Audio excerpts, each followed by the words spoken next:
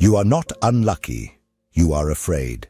Afraid to try, afraid to fail, afraid to discover that if you truly gave your all and still didn't succeed, there would be no one left to blame but yourself. This is the brutal truth that Friedrich Nietzsche revealed behind the comforting mask of bad luck. Most people prefer to believe that their lives are shaped by luck or fate because it frees them from the most terrifying responsibility of all, that of being the authors of their own existence. The idea of bad luck functions as a defense mechanism. It allows the individual to justify their stagnation without having to question their own choices. If life didn't work out, it was the universe. If nothing changed, it's because luck didn't show up. But reality, according to Nietzsche, is much more uncomfortable. What blocks your evolution is not an external force. It is your fear of taking full control. This stance is not only common, it is encouraged. We live in a culture that normalizes passivity disguised as spirituality, that glorifies waiting for signs from the universe, and reinforces the idea that, if it's meant to be, it will be. Nietzsche attacked this mentality fiercely.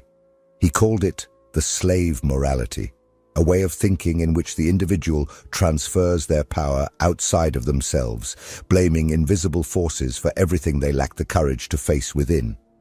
And this fear manifests silently every day. It's easier to say, "I've never had luck in love," than to admit that you repeat patterns with people who cannot offer you what you want.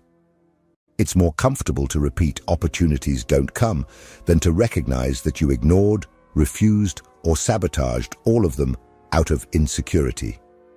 It's safer to hide behind the idea that life is random than to face the fact that you have deliberately avoided the responsibility of building what you say you desire.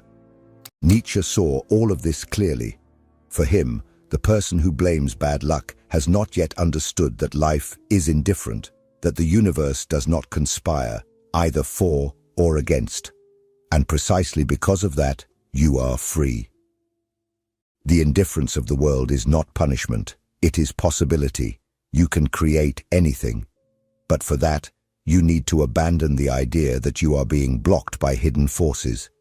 You need to accept that what most hinders you is the fear of discovering what you are truly made of. It is at this point that the Nietzschean journey begins, when you decide to stop protecting yourself with comforting narratives and start confronting reality in a raw and naked way. When you understand that bad luck is just the disguise your fear uses to keep you where you are.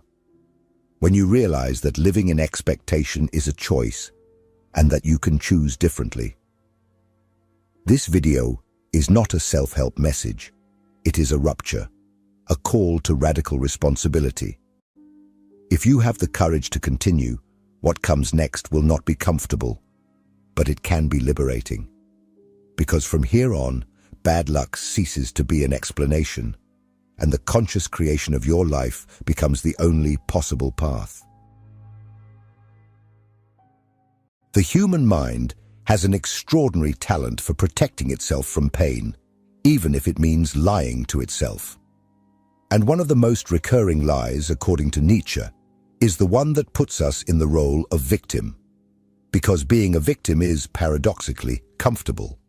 There is a certain psychological security in believing that things went wrong because of factors beyond our control. When you put yourself in that role, you don't need to change, you don't need to take risks, you don't need to take responsibility. All you need to do is wait. Wait for something out there to change for you. Nietzsche was surgical in dismantling this internal structure. He understood that most people hide behind the victim role because facing the risk of being free is unbearable. Being free means that everything depends on you. It means that if you try to build the life you want and fail, there will be no excuses. There will be no luck, fate, or cosmic injustice to ease the pain. There will only be you, and the realization that you failed on your own. This is a truth that few can bear to face. And for that reason, many prefer to silently sabotage their own chances. Unconsciously, they reject opportunities, avoid challenges, gravitate towards relationships doomed to fail, procrastinate dreams, and maintain habits that destroy them. All of this because, deep down, it is easier to deal with the predictable frustration of a mediocre life than with the terror of truly trying and confronting the abyss of real failure. The bad luck becomes the perfect excuse to continue protecting oneself from trauma that hasn't even happened yet. This emotional protection is not only internal, it is cultural. We live in a society that feeds the narrative of the victim. Social media, motivational speeches, and even certain lines of spiritual thought reinforce the idea that you are not to blame for anything, that you did the best you could, that the universe will still reward your pain. Nietzsche would see this as poison, not out of contempt for pain, but because he knew that this waiting posture anesthetizes the will to power, that vital force that drives us to creation, transformation, and overcoming ourselves. When an individual settles into this position, they not only escape responsibility, they renounce their own potential. They become harmless, a spectator of life instead of an author. And the most dangerous thing is that over time, this posture crystallizes. The person begins to truly believe that they have no choice, that their story is doomed to failure, that their identity is that of someone unlucky. And at this point, they no longer need external excuses. They have convinced themselves that it cannot be different, but it can. And Nietzsche points to this path, a path that is not easy, but is real. The first step is to understand that this narrative of victimization, no matter how comfortable it seems, is robbing you of the only thing that truly matters, the power to act. And only when you accept this uncomfortable truth does the possibility of authentic transformation begin to emerge. Because the moment you stop hiding behind stories that absolve you, you finally find yourself facing the real choice: to continue depending on external forces, or to become the agent of your own life. But for that, it is necessary to destroy another, even deeper illusion: the idea that there are enemies out there preventing you. In the next section, we will explore this trap, the myth of the external enemy, and how it keeps you imprisoned by fear, while the true battle has always been within. One of the most effective mechanisms that humans have developed to avoid self-responsibility is the displacement of blame onto others. Nietzsche understood this deeply. He saw how the mind creates external ghosts to justify its own stagnation. The world is against me. People don't want to see me grow. The system is unfair. My parents sabotaged me. The government is to blame. Society limits me. The list is endless. And the longer it becomes, the further you distance yourself from the most uncomfortable truth of all. The main obstacle between you and the life you desire is yourself.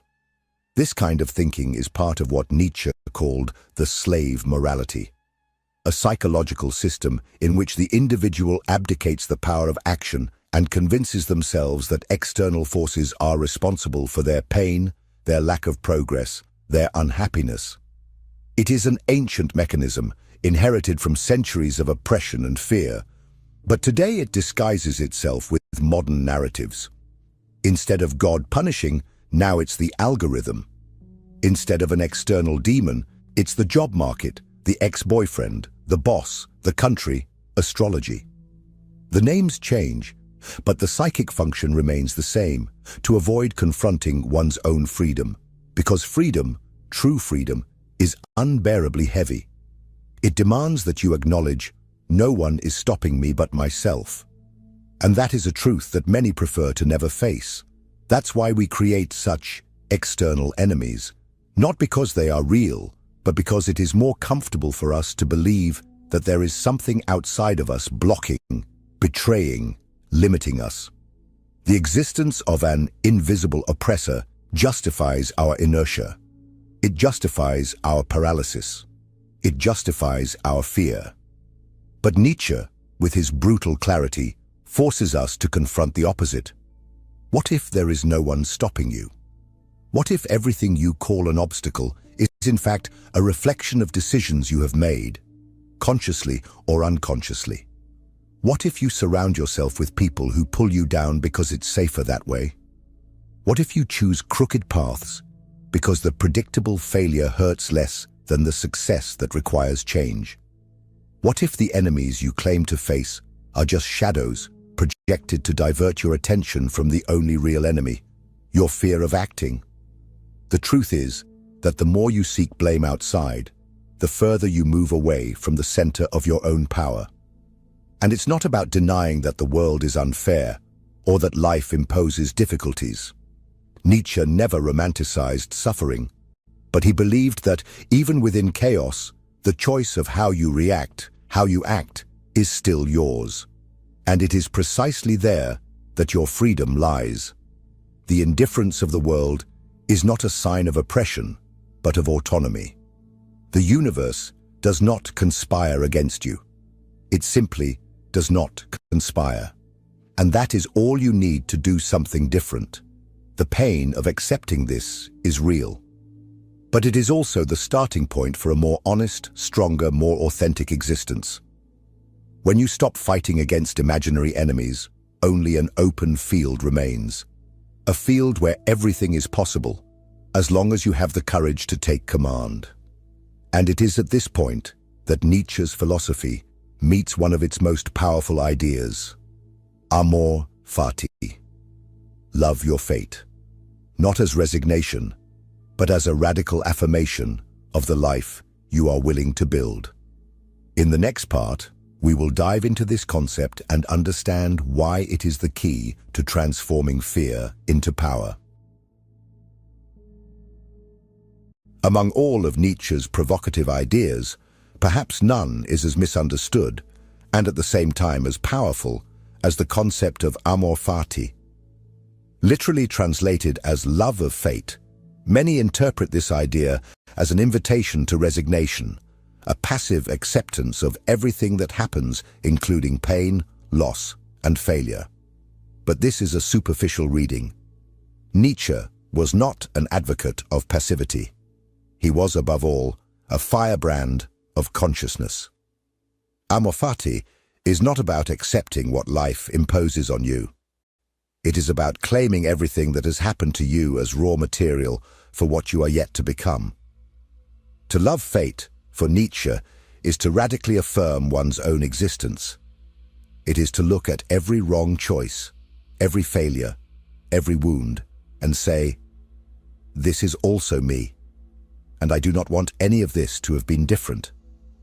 Not out of masochism, but because he understood that only those who can embrace the past without resentment are free to build the future without fear. As long as you are trapped in the desire for things to have been different, you will remain chained to a version of yourself that has no power, only regret. Amor fati is the exact opposite of victimization. Where the victim shrinks and says, "This should not have happened to me," the Nietzschean creator stands up and says, "This happened, and now I will use it." It is a kind of fierce love, a love that does not wait to be saved, does not beg for relief, does not outsource the meaning of life to God, the universe, or society.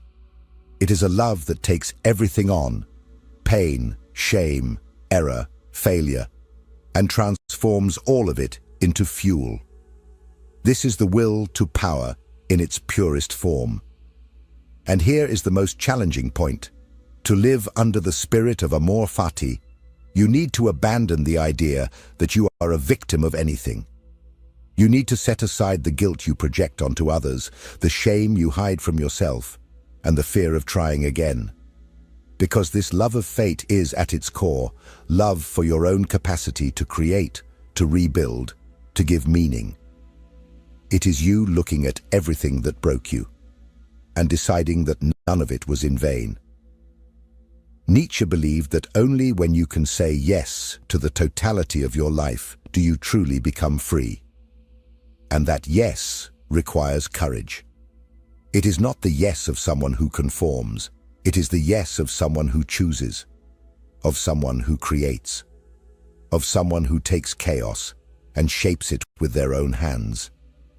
Amor fati is the foundation upon which you build not only the acceptance of what was, but the audacity to imagine what can be. But this audacity is only possible when one understands a fundamental truth. The universe is indifferent. It is not trying to teach you anything. It is not conspiring against or in favor of you. It simply is. And this indifference, far from being cruel, is the greatest proof that you are free. In the next part, we will explore exactly this: why the universe's indifference is not a reason for despair, but rather the most powerful of freedoms, and how this absence of imposed meaning opens up space for you to be the creator of your own significance. One of the hardest truths to accept, but also one of the most liberating, is that the universe simply does not care. It has no plans for you. It is not trying to teach you lessons. It does not conspire against or in favor of you. It does not punish, does not reward, does not organize events according to your merit or suffering. It simply is.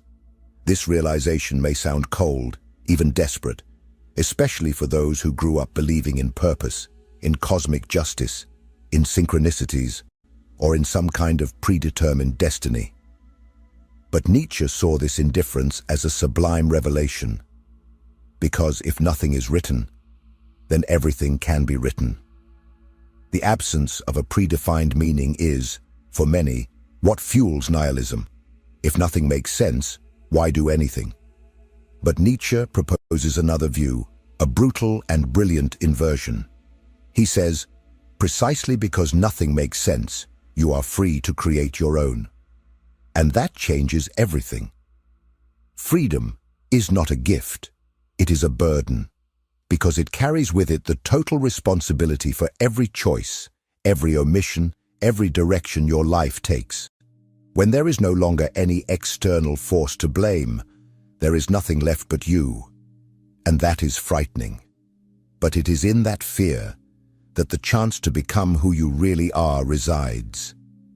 Nietzsche looked down on the human tendency to wait for orders from the heavens.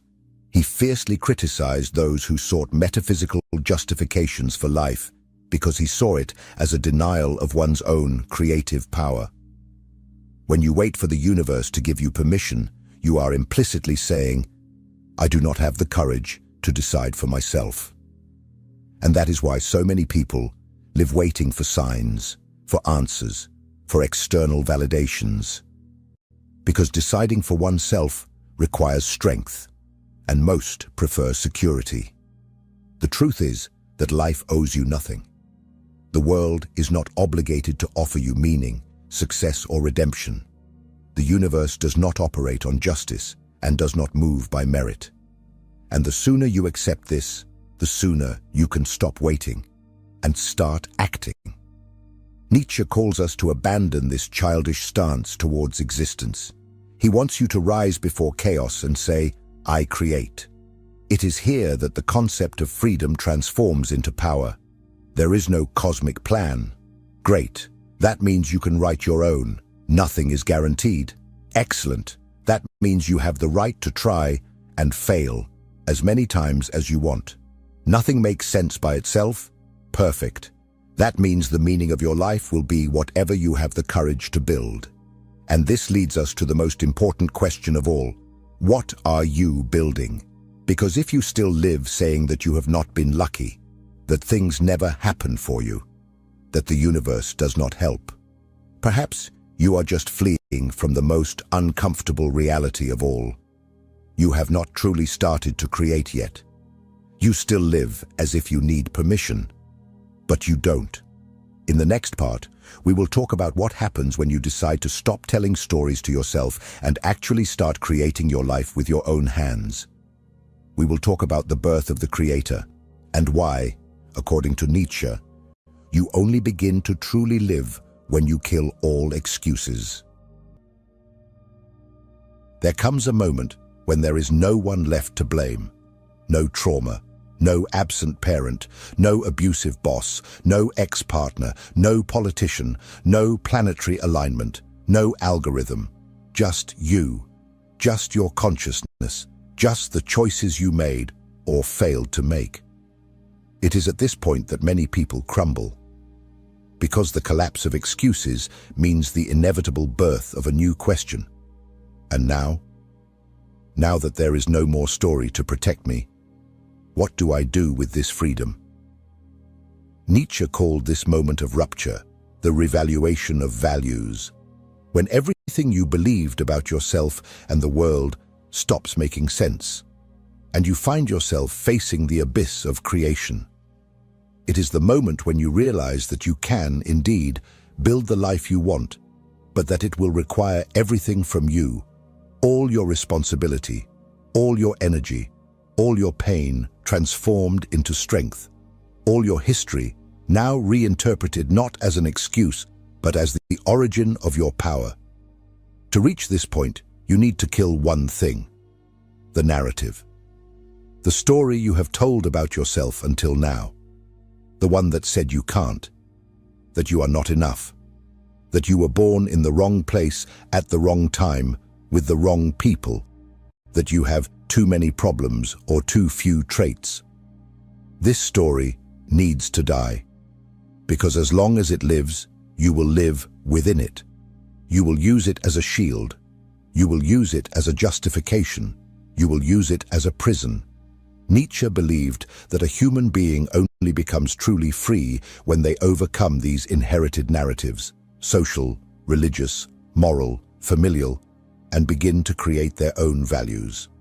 This is what he called the birth of the Übermensch, the one who does not conform to the life they were given, but decides to shape a new one with their own hands, the creator, the author of their own existence. And this has nothing to do with becoming superior to others. It has to do with becoming superior to yourself, to your past version, to your old story, to the fractured identity you carry. But to do this, you need to be willing to face a kind of pain that few can bear, the pain of truth, the pain of seeing that everything you have not achieved until today was not due to bad luck. It was due to fear, to hesitation, to omission, to sabotage. It was because, deep down, you still hoped someone would come to save you. But no one comes, and this is not a reason for despair. It is the beginning of your autonomy. When you abandon the illusion that life should be a certain way, you gain the freedom to build a life your way. You cease to be a product of the past and become an active force in the present. You kill the character and are born as the author. But beware, being the author of your own life is not magical. It is brutal, it is uncertain, it is exhausting, it is painful, but it is yours, and that is where the true dignity of existence lies.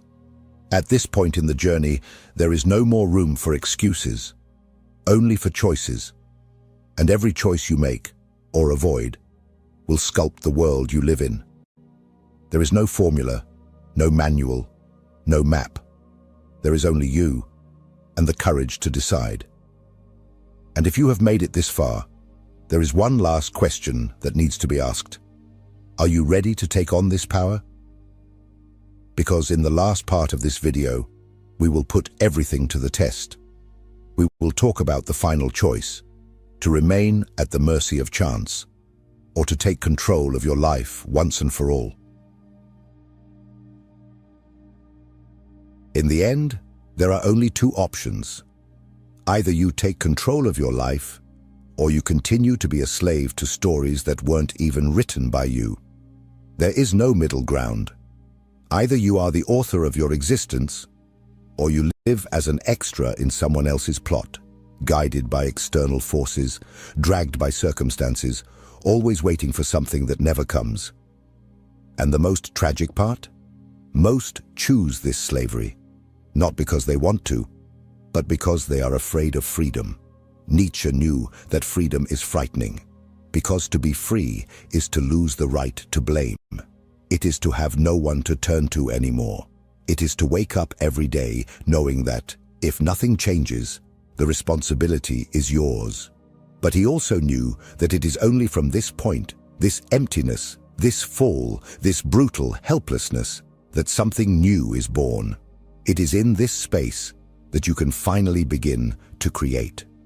Not as someone who reacts to the world, but as someone who shapes the world with their own will. And maybe now you are feeling exactly that, a weight, a discomfort, an unease.